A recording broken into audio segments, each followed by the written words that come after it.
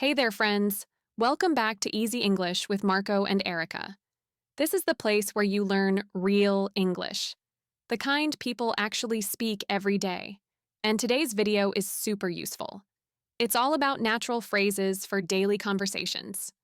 Yes, not boring textbook phrases, but real things people say in shops, at work, with friends, or even when you're just grabbing a coffee. I remember when I first started learning English. I could write an essay, but I had no idea how to order lunch without sounding like a robot. That's why today's topic is perfect for anyone who wants to sound more friendly, relaxed, and real. We're going to walk you through 75 English phrases short, simple, and powerful. These are phrases that make you sound more confident and natural from the very first word. Imagine meeting someone for the first time. What do you say? Hi, I am student. I learn English? No, you'll learn how to say, hey, how's it going? Or long time no see, in a way that actually feels like you. Exactly. And the best part? These phrases are great for all kinds of situations: meeting someone, making small talk, reacting to good or bad news, and just keeping a conversation going smoothly. I wish I had these when I was learning. It would have saved me from a lot of awkward silence. And we want to hear from you, too. What's the first English phrase you remember using in real life? Was it hello? Or something like, nice to meet you? Drop your answer in the comments. We'll pin some of our favorite stories below. So, wherever you are right now, on the train, cooking dinner, or just relaxing in bed, grab a notebook or just listen in. You'll hear these 75 phrases used the way people really use them. And by the end, we know you'll feel more ready than ever to speak English. Clearly, naturally, and with confidence. Let's get started. 75 phrases, real life English, and lots of fun ahead. You're doing better than you think, and we're so happy to be part of your English journey. 1. Agreeing with someone's opinion. Today we're talking about something simple, but powerful: agreeing with someone. In English, it's not just about saying yes. There are so many ways to agree that sound more natural, friendly, and expressive. These small phrases really help you connect with people. Exactly. Think about it. When someone shares an opinion or an idea and you agree, you can say, "That's true." "Exactly. I agree." "You're right." Or, "That's a good point." Each of them adds a little emotion, and they show that you're really listening. And it makes the conversation smoother. When I first started speaking English, I used to just say yes or okay, and it felt a bit robotic. But once I learned to say things like, I totally agree, or that's a great point, people responded more warmly. Yes, it's about sounding human. You don't want to sound like Google Translate. You want to sound like someone who's really there in the conversation, right? Totally. So whether you're in a meeting, chatting with friends, or talking to your teacher, use these phrases to show agreement in a real, natural way. Let's give you a little scene and see how these phrases work in everyday English. Practice. I think people learn best when they enjoy what they're doing. If something feels like a chore, it just doesn't stick in your mind. That's true. I remember trying to memorize long grammar lists. It was so boring, and I forgot everything the next day. Exactly.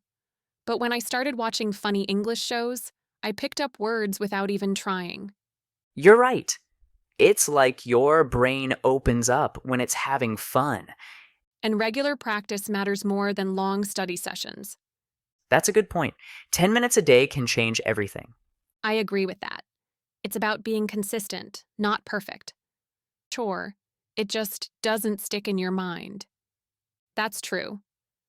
I remember trying to memorize long grammar lists. It was so boring, and I forgot everything the next day. Exactly.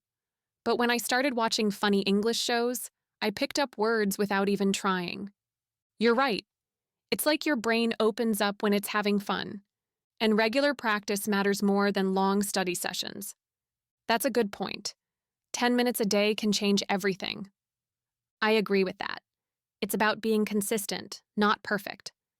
Practical phrases from this block. That's true. Exactly. I agree. You're right. That's a good point. 2. Reacting to surprising news.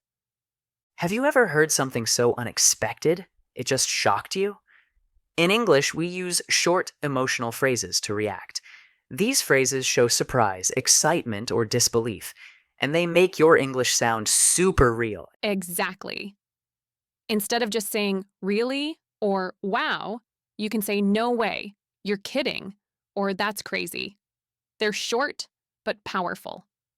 Native speakers use them all the time, especially in casual conversations. I remember when my friend told me he got 2 job offers in one day, I was like, no way, that's insane. These kinds of phrases come out naturally when you're surprised.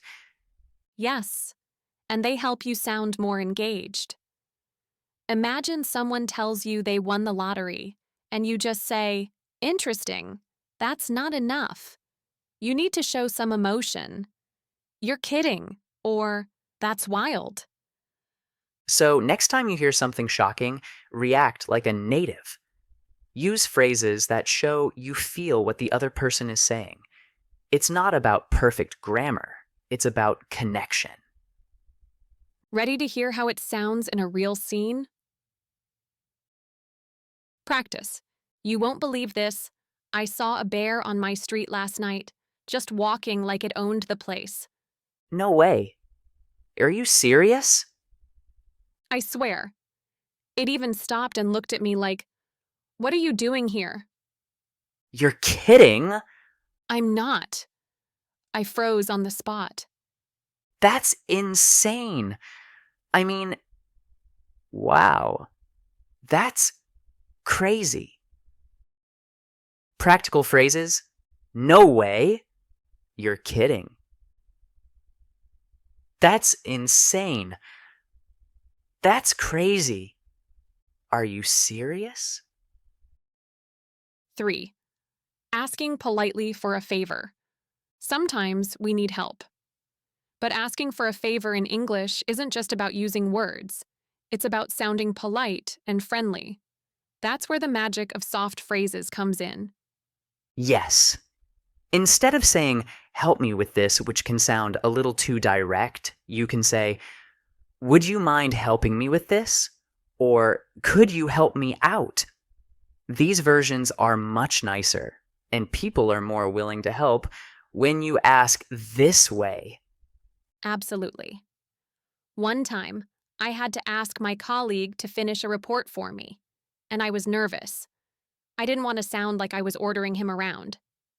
So I said, could you do me a favor and check the numbers in this file?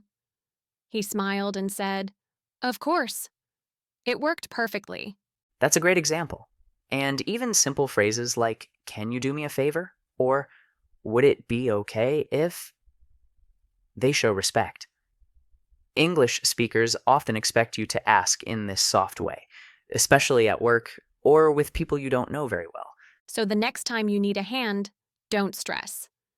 Just use one of these friendly phrases, smile, and say it with kindness. Ready to see how they work in real life? Practice. Hey, Erika, would you mind helping me carry these boxes to the car? They're kind of heavy. Sure. Just let me grab my jacket first. Thanks. Also, could you send that email to Mr. Lee for me? I forgot to hit send. No problem. I've got time before my meeting. Can you do me a favor and double check the address on this envelope? Done. And it looks correct. You're a lifesaver. Would it be okay if I asked you for one more thing? Of course. What do you need? Practical phrases. Would you mind? Could you? Can you do me a favor? Would it be okay if? No problem. 4. Confirming plans naturally. Today's phrases are perfect for everyday life. Confirming plans. You know, when someone suggests something and you want to say yes in a natural, relaxed way. Right. Instead of just saying okay or yes, you can use phrases like sounds good, works for me, or I'm down for that. These phrases sound casual and friendly, like real life English.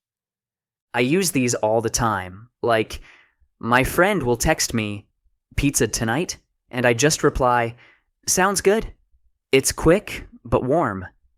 It shows I like the idea. Same here. If someone says, let's meet at 6, I might say, perfect, or let's lock it in. These little replies help keep the conversation smooth, and you sound more confident too. And they're great at work too. If your coworker says, let's have the meeting at 2, you can say, that works for me. It's professional and friendly. So next time you're making plans, try these phrases. They're easy, useful, and they'll help you sound just like a native speaker. Let's show you how it sounds in a real conversation. Practice. Hey Marco, want to grab lunch tomorrow around 1? Sounds good. I've been craving sushi anyway. Nice. How about we meet at that new place near the park? Works for me. I've been wanting to try it. Great. I'll book a table, then message you in the morning. Perfect. Let's lock it in. Awesome. Looking forward to it. Practical phrases. Sounds good. Works for me. I'm down for that. Perfect. Let's lock it in. 5. Expressing uncertainty. Sometimes we don't have a clear answer, and that's okay. In English, it's totally normal to express uncertainty. In fact, sounding too sure all the time can even feel a bit strange. Yes. And there are soft, friendly ways to say, I don't know yet. You can say, I'm not sure. Let me check. Or I'll get back to you. These phrases are useful in both casual and professional conversations. For example, if someone asks, are you free Friday night? You might not want to say yes or no right away. You could say, I'm not sure. Let me check and I'll get back to you. It sounds polite and thoughtful. I use these phrases all the time, especially when making plans or talking at work. One time, my friend asked if I could join a trip, and I didn't know my schedule yet. I said, let me check with my manager and I'll let you know. That gave me time and showed respect. Exactly. You don't have to answer everything immediately. These expressions help you pause, stay friendly, and still sound natural in English. Let's try them in action. Practice. Hey, Erika, are you coming to the dinner party on Saturday? I'm not sure yet. I might have something with my family. No worries. Just let me know when you can. Sure.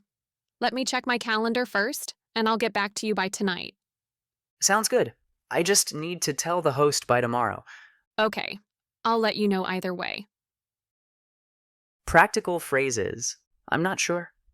Let me check. I'll get back to you. Let you know.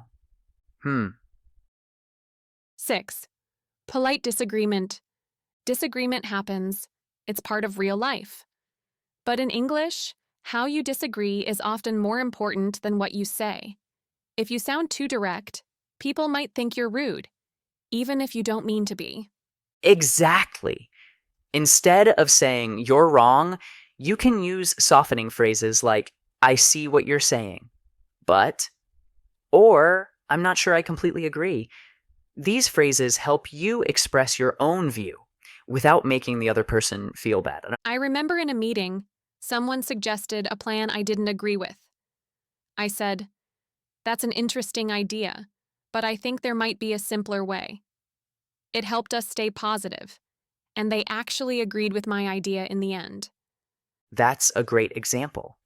You can also say, I get your point, but, or, From my experience, it's a bit different. These phrases are polite, but honest. They give you room to disagree while keeping the conversation open and friendly. So if you ever feel stuck in a disagreement, don't freeze. Just use one of these polite phrases. You'll sound respectful, thoughtful, and confident. Let's show you how it works in a real conversation. Practice. I think the best way to learn a language is to memorize a lot of vocabulary first. I see what you're saying, but I think using words in real conversations is more powerful. Hmm, I still feel like strong vocabulary gives you more confidence. I get your point, but without speaking practice, it's hard to use the words naturally. That's fair. Maybe I just learn differently. From my experience, it's a bit different. I remember things better when I say them out loud. Okay, that makes sense. I guess it depends on the person. That's an interesting idea, but maybe it's not either or. Maybe it's both. Practical phrases. I see what you're saying, but I'm not sure I completely agree. I get your point, but from my experience, it's a bit different. That's an interesting idea, but 7. Expressing emotions and opinions. Let's be honest. Sometimes we want to share how we really feel. In English, we often start with phrases like to be honest or honestly speaking. These phrases help show that we're being open and sincere. right, they're not just for opinions, they also help you sound more human. If you start with, to be honest, people listen more closely. It's like saying, hey, I'm sharing something real here. Exactly. One time, I was talking to a friend about switching jobs. I said, honestly speaking, I'm not happy anymore. It felt better than just saying, I want to leave. It opened a deeper conversation. You can also use if I'm being honest or ifats or from my point of view. They all make your English sound more natural, thoughtful, and personal. And they're great in both friendly chats and serious talks. So, next time you want to share your true feelings or opinion, use one of these phrases first. It softens your words and helps others understand that you're being genuine. Let's hear how they work in real life. Practice. How was your first week at the new job? To be honest, it's been harder than I expected. The people are nice, but the pace is intense. Yeah, switching jobs can be a big change. Honestly speaking, I feel like I'm still trying to prove myself every day. That's normal. You're doing great. Thanks. From my point of view, it's going to take a few weeks to settle in. I get that. If I'm being honest, I still felt like a newbie after my first month. Glad I'm not alone in that. Practical phrases. To be honest, honestly speaking, if I'm being honest, from my point of view, I feel like 8. Making plans. today we're focusing on something we do all the time, making plans. Whether it's lunch, a trip, or just a call with a friend, English has some very natural ways to talk about the future. Right. You'll hear people say things like, I'm planning to, or I'm thinking of. These phrases are soft, flexible, and very common in real conversations. They're especially helpful when your plan isn't 100% confirmed yet. For example, you can say, I'm thinking of going to the beach this weekend. It sounds casual, but clear. And if you are sure about it, you can say, I've decided to, or I'm definitely going to. These phrases let you show your intention with the right level of certainty. Another one I like is, I'm hoping to. It's gentle and shows what you want to do, even if it's not confirmed. Like, I'm hoping to visit my family next month. Exactly. These expressions give your English variety and help you sound more like a native speaker when you talk about your plans. Let's see how they work in a real scene. Practice. Hey, Marco, do you have any plans for the weekend? Yeah, I'm planning to meet up with some friends on Saturday. What about you? I'm thinking of taking a day trip to the mountains, just to get some fresh air. That sounds great. I'm definitely going to sleep in on Sunday. I need a break. Same here. I'm hoping to finish my book too. Oh, and I've decided to finally clean out my closet. Wow, that's ambitious. Practical phrases. I'm thinking of, I'm definitely going to. I'm hoping to. I've decided to. 9. Giving advice. Sometimes someone shares a problem, and you want to help. That's when giving advice becomes useful. In English, we have polite, supportive ways to do that. Yes, you can say, you should, or if I were you, I'd. These are super common and sound natural when you're trying to help, without sounding bossy. For example, if a friend says, I'm always tired at work, you might say, you should try going to bed earlier. Or, if I were you, I'd take a short walk during lunch. Another soft way is, have you thought about? Or, maybe you could. These phrases are great because they sound more like suggestions than orders. Exactly. It's important to sound kind and thoughtful, not pushy. I once had a friend who was feeling overwhelmed, and I said, maybe you could write things down in a planner. She loved the idea. So, when you're giving advice, just keep it gentle. Imagine you're offering help, not giving orders. It makes your English and your relationships much better. Let's see it in action. Practice. I've been feeling really stressed lately. I just have too much on my plate. You should take a full day off, just for yourself. I don't know if I can. There's so much to do. Maybe you could delegate a few tasks, just for this week. Hmm, I haven't thought of that. If I were you, I'd talk to your manager about your workload. Yeah, that makes sense. Or have you thought about starting your mornings slower? Just 15 minutes of quiet time. Honestly, that sounds amazing. Practical phrases. You should. Maybe you could. If I were you, I'd. Have you thought about. That makes sense. 10. Everyday confirmation tags. In English, we often add a short tag at the end of a sentence to check if the other person agrees. Yes, like, right? Isn't it? Or even, okay. It's a natural way to keep the conversation moving. Exactly. It makes your tone softer, more inviting, not like you're just giving orders. Let's see how we use these in everyday talk.